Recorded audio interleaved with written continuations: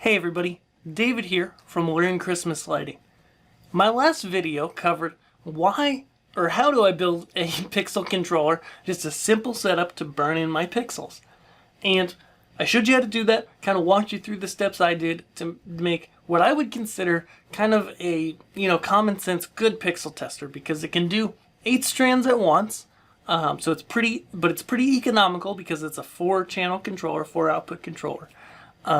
But it also allows you to do 8 at once, so you can move through your order pretty quick. So once you're going ahead and you're plugging these things in and you're testing them, how long should you test them for, and why should you even test your pixels, right? So the why probably sounds simple. You would hate to get these things up on your house and then just a couple hours into your display, you start having a bad pixel here or there.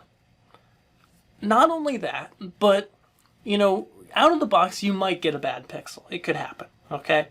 That is generally due to some bad solder joints or a bad component on one of these boards.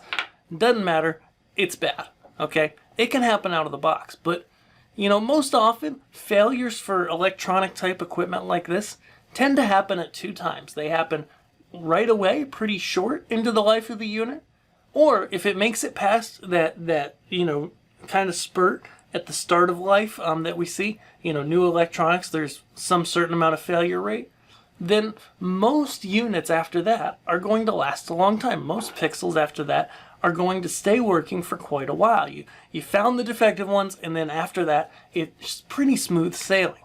So that's why you should always test your new pixels when you buy them. And so the next question is, how do you do it and for how long? Well, in the last video, I'll be sure to feature it here on YouTube, I walked through building my pixel tester. And here's my methodology for doing this, okay? I want to go ahead right out of the box, and I want to just test them, out. I did it on my couch over there for, 3-4 hours.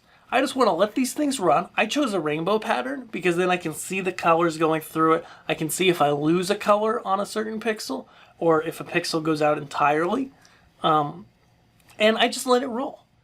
And the reason I do it for a couple hours is because I feel like that's long enough to start to get a lot of the failures, but it's not too long that it's eating up all of my time. Obviously I'm not sitting there watching it, closely, but it does kind of heat up my office, and, I don't love to let them run inside the house like that unattended. It's fine, but I don't know, just one of those weird things. And so I run them for a few hours, but I'm not done there, because when it comes to these pixels, my thought is that, there's 2 things that are going to make them fail, right? They're going to fail out of the box, or maybe the connection, maybe the way that they're put together, maybe it's done pretty well, but it gets moved around a little bit, and then all of a sudden you get a problem, right? That could happen with something that's, connected fairly well, but not right. And so to ward against that, I also do a second stage of burn-in testing, and that's once I put it into a prop. So that'll come later after my Boscoyo order comes in, but, I want to put a couple hours on them here. When I find bad pixels, I'm going to mark them, and I'm not even going to pull them out. I'm not going to cut them out or do anything like that. I'm just going to mark them with some electrical tape. And then, as I get to building my props and pushing my pixels into those, when I finalize the prop, I get the pixels through them, I'm going to test it for another few hours.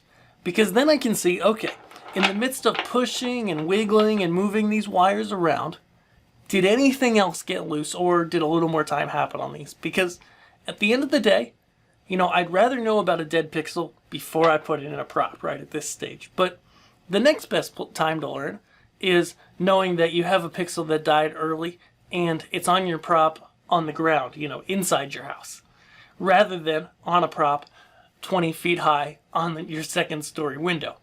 That stinks, and we want to avoid that. So if you've enjoyed what I'm putting down here, be sure to like this video and subscribe here on YouTube. Click that bell so you get the latest, and I'll be back with another video soon from Learning Christmas Lighting. Have a great day.